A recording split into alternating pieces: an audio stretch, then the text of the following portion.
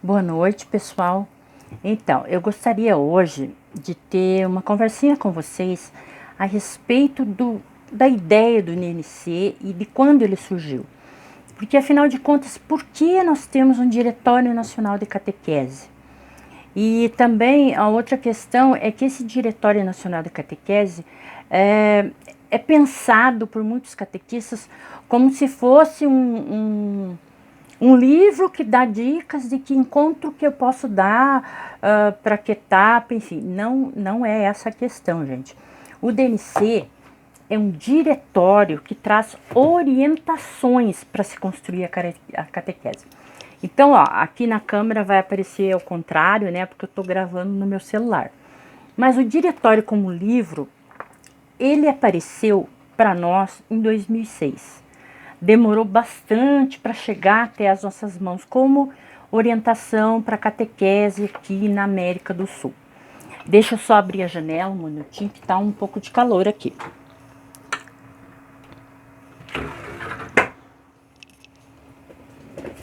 Então, gente, a questão é assim. Nós temos como né, base para orientar a nossa catequese o DNC. Qual é a história dele, afinal? Como que ele surgiu? Por que ele está nas nossas mãos? Bom, gente, no comecinho do século XX, né, quando nós entramos nos anos 1900, nós já tínhamos uma igreja com necessidade de mudança. Então, o que a gente pôde ver, principalmente a partir da Primeira Guerra Mundial, enfim, da Segunda Guerra, viu-se que precisava mudar alguma coisa. Com isso, o Papa João XXIII convocou o Concílio Vaticano II para tratar dessas questões de mudança de igreja. Nas palavras dele, a igreja estava precisando de um adornamento, ou seja, de uma grande abertura. No concílio, enfim, não saiu de lá nenhum documento específico para catequese. O que saiu de lá foram orientações para que se criasse, né, diretórios catequéticos. E assim, em 1971, foi criado o Diretório Catequístico Geral, ou Diretório de Catequese Geral. Esse diretório trouxe as principais orientações para a igreja construir a catequese, como ela deveria ser montada nas diversas paróquias, enfim.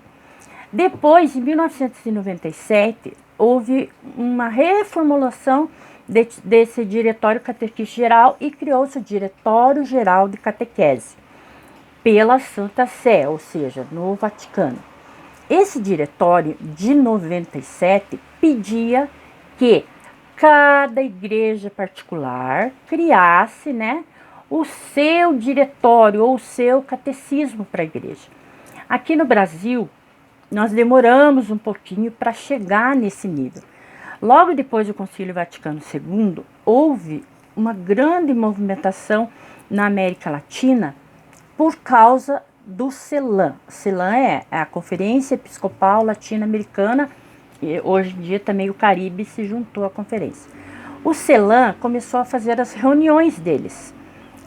A CNBB tinha sido criada em 1952 e o CELAM começou as reuniões. Então a gente vê que tem o encontro do Rio de Janeiro, o encontro de Santo Domingo, o encontro de Puebla, e todos esses encontros, depois de Aparecida, e todos esses encontros tinham como meta, né, criar uma nova evangelização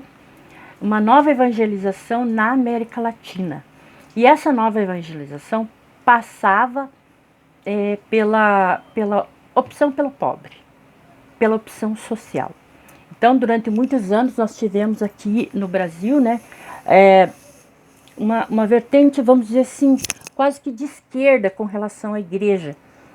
A teologia da libertação, né, esteve aqui como grande marco, né, de mudança para a igreja. Algumas pessoas consideram a teologia da libertação, vamos dizer assim, comunista, marxista, mas se nós formos ver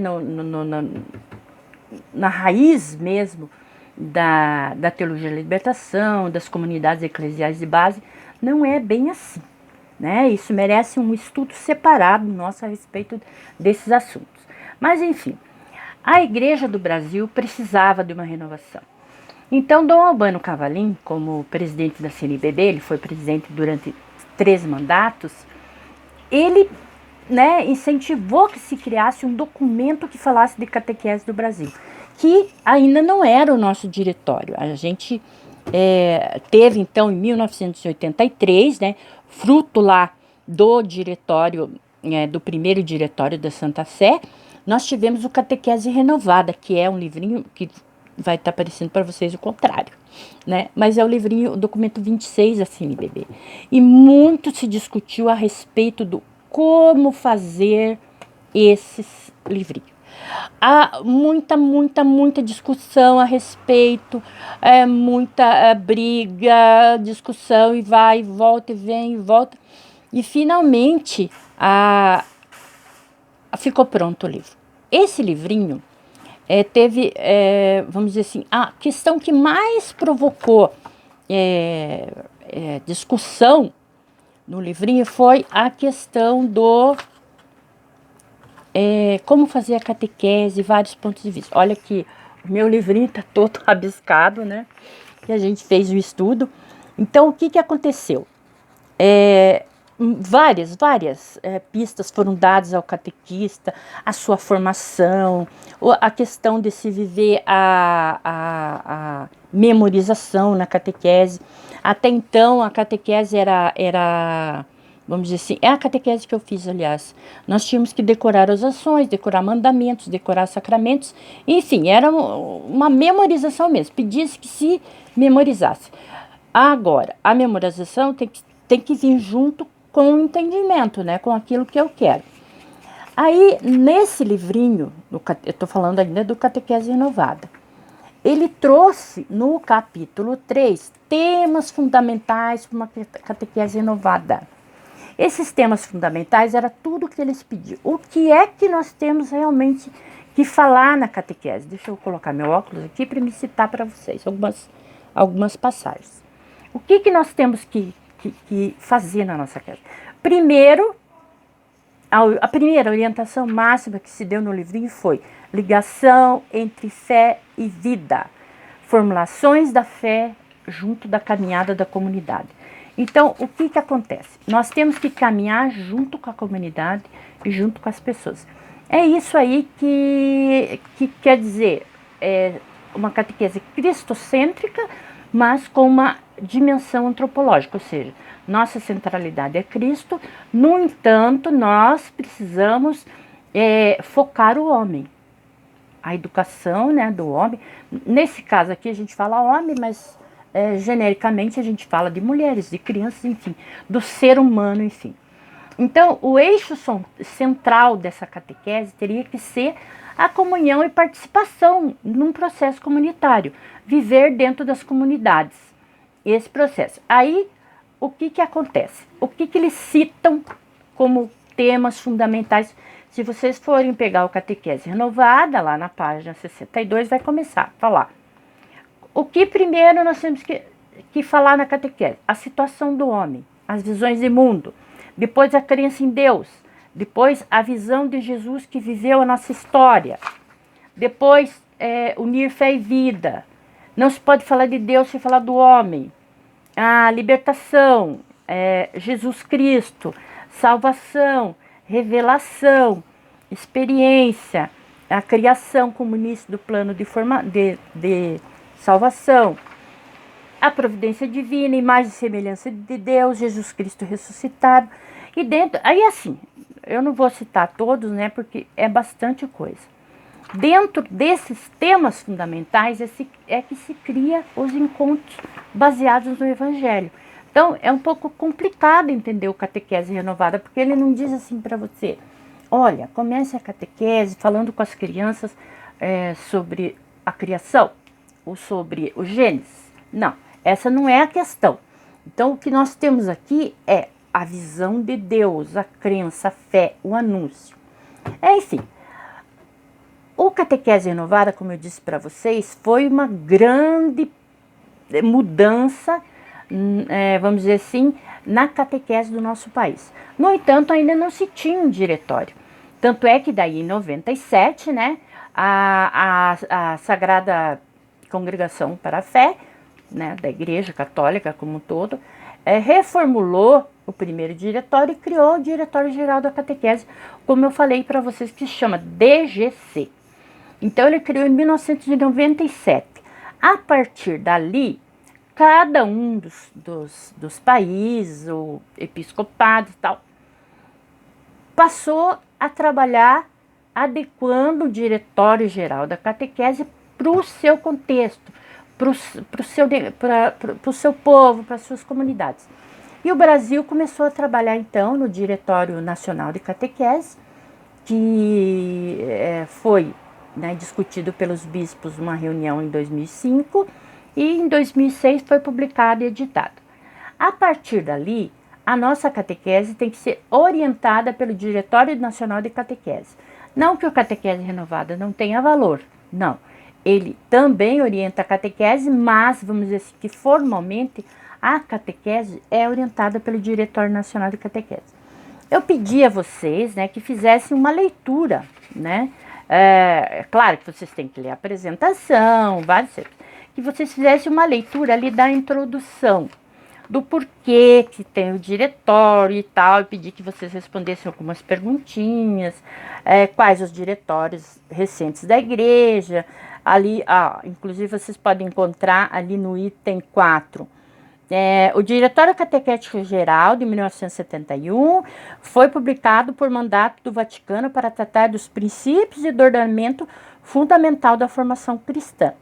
O Diretório Geral para a Catequese de 97 atualizou o anterior. Se o primeiro foi uma resposta do concílio à velha demanda de um catecismo, o segundo veio consagrar o catecismo da Igreja Católica, surgido entre ambos, né, em 92, oficialmente ratificado em 1967 e o seu compêndio em 2005. Então, a partir dali, nós tivemos também um grande, né, livro para evangelização que se chama Catecismo da Igreja Católica, ou SIC, como é conhecido. O Catecismo da Igreja Católica não é um livro mesmo, porque ele tem 900 páginas. Não é um livro para o catequista carregar embaixo do braço, nem pôr no bolso. Mas é onde está contida toda a doutrina católica. Só que a nossa catequese não é doutrina. A nossa catequese tem doutrina, mas não é a doutrina. Então, crua, não é a doutrina crua.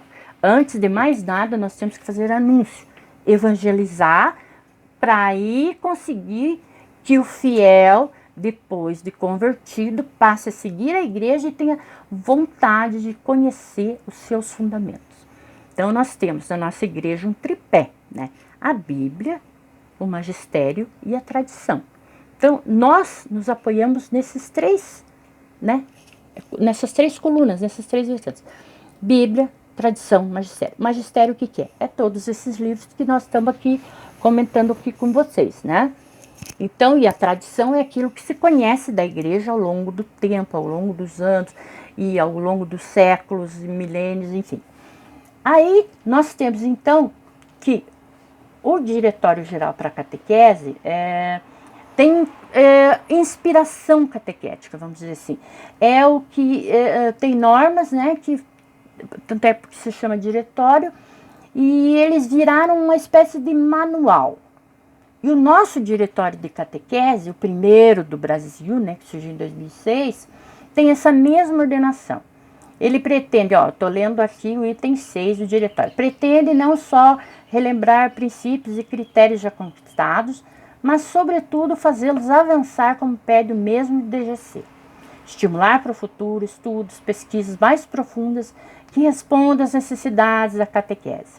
Então, o objetivo geral do Diretório Nacional de Catequese é apresentar a natureza, a finalidade da catequese, por que ela existe, critérios de ação, orientar e coordenar, estimular a atividade catequética nas diversas regiões e delinear uma catequese litúrgica, é interessante isso, não vamos esquecer, litúrgica, bíblica, vivencial, profundamente ligada à mística evangélico-missionário, mais participativa e mais comunitária. Então, nós temos ali, ainda na introdução, né, as finalidades do diretório: estabelecer princípios bíblicos, teológicos, litúrgicos, orientar planejamento, coordenar as diversas iniciativas, articular a ação catequética com as outras dimensões pastorais, estimular a atividade catequética onde as comunidades sentem mais necessidade, enfim. E a redação do diretório, como vocês vão poder observar, foi feita em duas partes. A primeira parte, ela é mais de iluminação. São tratados os fundamentos teóricos pastorais da catequese, a partir da renovação que houve com o concílio. Então, ela vai apresentar as conquistas, um pouquinho da história, o que foi que se aprendeu com catequese ao longo desses anos. Então, nós vamos falar de tarefa da catequese, uma leitura da nossa realidade, história como lugares teológicos. E aí, numa segunda parte, é um caráter mais prático. Nós vamos ver que contém 4 capítulos, né? Falando da pedagogia catequética, tendo como base a pedagogia divina, a educação da fé, destinatários, interlocutores, ministério da catequese, protagonistas e lugares de organização da catequese. Então, nós temos aqui na nossa introdução, ela termina, né, dividido parte 1 e parte 2, quantos capítulos cada um tem, né? A parte 1 tem 4 capítulos e a parte 2 também. O que eu quero trabalhar com vocês agora? Nós vamos adentrar agora numa leitura do diretório do primeiro capítulo, que seria Movimento Catequético Pós-Conciliar, Conquistas e Desafios. Este primeiro capítulo a gente vai trabalhar até a página 26. Então, é 19 a 26. Ele é bem curtinho. Ele é bem curtinho e fala um pouquinho assim de catequese. Aí a gente vai começar a estudar os capítulos onde tem um pouquinho mais de tempo. O que é muito importante nesse capítulo primeiro nosso aqui? Primeiro, ele está resgatando também a história, né? O Vaticano II, o que foi que aconteceu, como que nasceu esse modelo de catequese, etc. Então, a renovação catequética nossa se deu à luz do concílio. Então, depois do concílio, o que aconteceu? Com essa abertura da igreja, é preciso também dar uma abertura à catequese. Até então, nós tínhamos uma catequese, antes do concílio, focada exclusivamente nos padres e nas instituições religiosas. Então, não tinha-se catequese com leigos, não tinha-se catequese assim, da maneira como nós conhecemos hoje, com etapas, com tempos, etc. Vamos dar um exemplo. Eu fiz catequese, deixa eu fazer as contas aqui. Eu tinha 9 anos, é 75 por aí eu fiz catequese. A minha catequese era uma catequese escolar. Era um encontrinho de catequese que a gente tinha logo depois que terminava a aula, dentro da escola. As nossas próprias professoras aqui faziam o papel de catequista e dela eu só me lembro, como eu disse para vocês, da memorização. Nós tínhamos que decorar as orações, decorar mandamentos, decorar sacramentos, só, mais nada. A gente não via mais nada na nossa catequese naquela época. Então, vocês vejam que as mudanças foram bem gradativas. O que o concílio pediu? Que se fizesse uma renovação catequética, que se colocasse a catequese como foco nas paróquias e nas comunidades. Foi quando começou realmente a se criar os primeiros grupos de catequese. A catequese na paróquia, com outro enfoque. Aí nós temos que a catequese, primeiro ela era 1 ano, 6 meses, depois ela mudou para 2 anos. Ela deu uma separadinha entre Eucaristia e Crisma. Mas no princípio era uma catequese só para a primeira comunhão. A Crisma, gente, ela era muito focada na criança pequena. Então, por que a Crisma mudou? Antigamente, a Crisma era dada quando as crianças eram pequenas, assim que o bispo fazia uma visita na cidade, ou então se ia até a sede da diocese e tal, e as crianças eram todas crismadas, algumas eram crismadas com 1, com 2, com 3, com 4, com 5, depende. Só que então, o que aconteceu? Passou-se a dar uma nova visão para a crisma, e os bispos decidiram assim colocar a crisma para depois da primeira comunhão como um sacramento de maturidade. Porque as crianças faziam a primeira comunhão entre 9 e 10 anos e não tinha mais nada. Simplesmente elas iam na igreja, a mãe e o pai levavam. Senão elas não tinham mais contato nenhum com a religião. Então decidiu-se que mudar a crisma, né, colocar o sacramento depois da primeira comunhão, como uma decisão para se mudar um pouquinho a catequese, as crianças permanecerem um pouco mais nesse ensino da fé. E, gente, nessa época não se focava adultos, porque as crianças, entendia-se, né, que as crianças recebiam essa fé dos pais e da família. Claro que nem sempre isso era verdadeiro, né? Algumas famílias realmente transmitiam a fé aos seus filhos, outras não. Hoje, por exemplo, nós podemos ver que eu diria que 90% não transmite essa fé para os filhos. A catequese fica restrita somente àquilo que as crianças aprendem lá na paróquia com a catequista. Já não há mais participação da família. Claro que agora, com esse novo modelo de catequese, de iniciação à vida cristã, de inspiração catecumenal, quer se voltar à catequese dos primeiros tempos, que focava a família, não só criança. Era toda a família que era catequizada. Mas, enfim, voltando aqui para o nosso primeiro capítulo, uma coisa que a gente tem que entender ele fala aqui um pouquinho lá no item 13. Ele começa a falar da catequese renovada, né?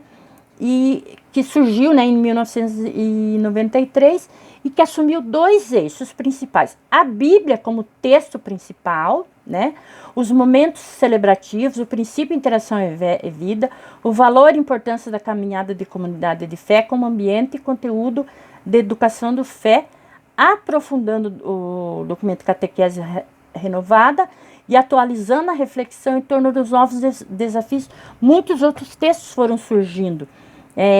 Nós vimos textos produzidos pelo Berecati, nós temos um texto que chama Textos e Manuais de Catequese, Orientação para sua elaboração. Nós temos a primeira Semana Brasileira de Catequese de 87, nós temos Formação de Catequistas, o Estudo 59, de 1990, a Orientação para a Catequese de Crisma, o documento 61 e 91, que foi essa época que mudou a Crisma, Catequese para o Mundo em Mudança, Hoje de Deus no Nosso Chão, com adultos, catequese adulta, enfim, muitos documentos surgiram. E a partir dali começou a estudar-se muito a catequese. E a catequese foi tomando, né, novos rumos. Entre os vários características elencadas ali pela catequese renovada, a gente conta a catequese como processo de iniciação à vida de fé. Agora eu estou aqui no Diretório Nacional de Catequese, no item 13, se vocês quiserem dar uma olhadinha lá.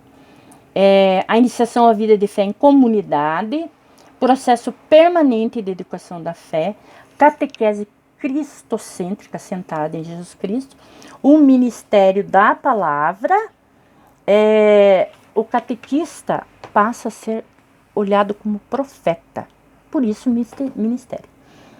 Coerência com a pedagogia de Deus, uma catequese transformadora e libertadora, uma catequese inculturada, interação fé e vida, integrada com as outras pastorais e um caminho de espiritualidade, ação preferencial pelos pobres e os temas e conteúdos que a catequese renovada descreveu lá no seu item 13.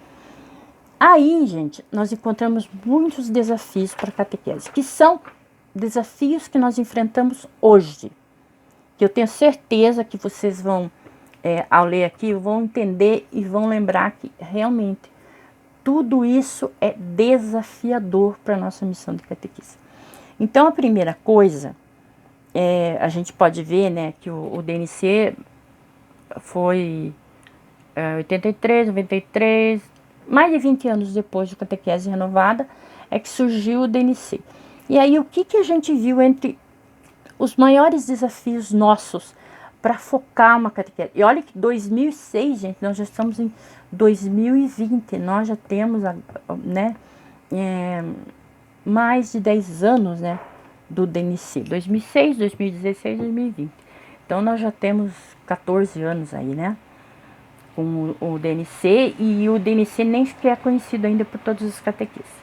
Enfim, entre os desafios, né, que são elencados aqui no DNC, né, como final do capítulo 1, a gente encontra aqui, ó, criar uma unidade na pastoral catequética, organizando a catequese nos diversos níveis, regional, diocesano e paroquial, pondo em prática, né, as orientações que já existem. Então, hoje nós temos, né, uma hierarquia.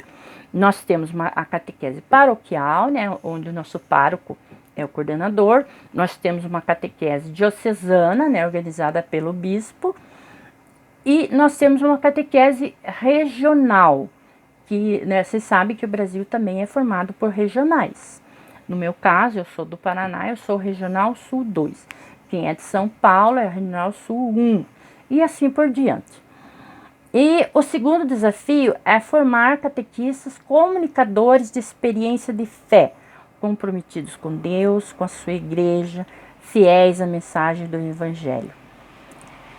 Isso, gente, é uma coisa muito séria, porque formar catequistas é uma coisa que a nossa igreja às vezes deixa de lado.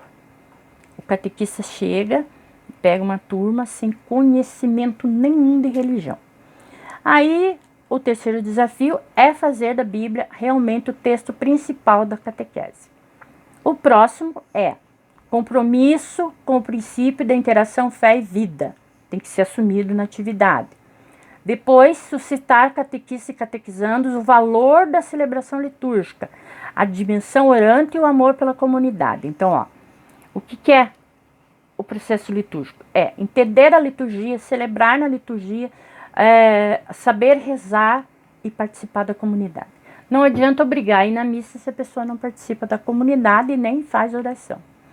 Depois, nós temos mais um desafio: assumir o processo catecumenal e intensificar o uso do RICA. Eu até não trouxe o RICA aqui comigo, que é o Ritual de Iniciação Cristã de Adultos. O RICA é um livro litúrgico que direciona a catequese de adultos. O outro desafio é passar de uma catequese orientada para os sacramentos para uma catequese que introduza o mistério de Cristo e a vida eclesial, ou seja, que realmente faça uma iniciação à vida cristã e não seja uma catequese somente para receber sacramento. Integrar na catequese as conquistas das ciências da educação, principalmente pedagogia, psicologia, sempre à luz do Evangelho. Depois, nós temos que fazer que a catequese se realize no eixo comunitário. É um processo de inserção na comunidade. Até por isso, gente, que a catequese, quando é dada na casa do catequista, não favorece isso. Por isso que nós fazemos catequese lá na nossa paróquia, nós temos um centro catequético, nós temos uma salinha. Por causa dessa dimensão comunitária, de inserir as crianças, famílias na comunidade. Incentivar a instituição do Ministério da Catequese. Então, gente, por mais que se diga por aí que catequese é ministério, não é ainda. Formalmente na igreja não existe Ministério da Catequese, senão todos nós seríamos ministros da catequese. Alguns bispos até empossam pessoas, mas não tem nada, gente, na igreja que direcione isso, por enquanto. Tornar efetiva a prioridade da catequese com adultos. Então, nós temos que pegar e pensar que hoje nós precisamos envolver os adultos, principalmente as famílias. Nós temos muito que trabalhar a catequese com adultos, com as pessoas que já estão na nossa comunidade, com uma espécie de reevangelização. Incentivar a catequese com pessoas, junto a pessoas com deficiências, Assumir a catequese à vida os clamores dos marginalizados e excluídos. Motivar e estimular os catequistas para o compromisso missionário e social da fé, né, assumido pelo sacramento da confirmação, ou seja, da crisma, e buscar parcerias com a pastoral da juventude, missionária e outras, atingindo mais pessoas nesse processo. Então, aqui nós finalizamos, então, a introdução, né, que trouxe um retrospecto da catequese, e o capítulo 1, que seria o movimento catequético pós-conciliar, conquistas, desafios. Antes da gente colocar o segundo capítulo, eu queria ver aqui, o segundo capítulo fala como a catequese na missão evangelizadora da igreja, que nós vamos pedir para vocês depois fazer uma leitura. Então, do que é que ficamos hoje? Eu vou dar uma tarefinha para vocês, então ali no meu DMC, né, que é o grande normal, é a página 24. Mas não dá pra gente se orientar por página, porque muitos têm livros diferentes e também muitos de vocês pegaram o arquivo do grupo. Então, o que eu quero de vocês? Que vocês peguem lá no item 14 do DMC, ainda no capítulo 1, e vocês vão ler todos os desafios que nós encontramos ali hoje. E aí eu preciso que vocês elenquem 3 que vocês acham que são os principais e mais importantes. Então, vocês vão colocar depois, eu peço assim, não escrevam em comentários. Não escrevam em comentários dos outros, não. Abram uma publicação para vocês. Coloquem uma nova publicação. Porque quando a gente escreve em comentários, eu não consigo encontrar. Sabe, gente? Então, ali em cima vai ter criar publicação. Então, vocês criem uma nova publicação. Falem, então, os 3 principais desafios que vocês acham que nós temos hoje na catequese. Então, essa é a nossa tarefinha, né, de hoje. Se vocês quiserem fazer durante o nosso estudo, porque esse vídeo vai ter, assim, em torno de 35 minutos no máximo, vocês vão ler, fazer essa tarefa e dar uma olhada, revisar um pouco de leitura. Aí, né, gente, a tarefa de vocês para o nosso próximo encontro, ou seja, o encontro de amanhã, né? Vamos ver aqui quantas páginas vocês terão já para leitura, e temos muitas questões importantes. Eu vou sempre buscar frisar com vocês aquilo que é mais importante em cada título ou capítulo, porque nós precisamos, né, no caso, trabalhar o segundo capítulo. Vocês vão fazer essa leitura durante essa semana. Hoje, segunda-feira, né, a gente terminou o capítulo 1, vocês já vão colocar o capítulo 2 e amanhã eu vou passar para vocês as partes principais e importantes do capítulo 2 para a gente discutir e falar a respeito disso. Bom, pessoal, espero assim que seja tudo, né, bem explicadinho para vocês. Sempre vocês podem fazer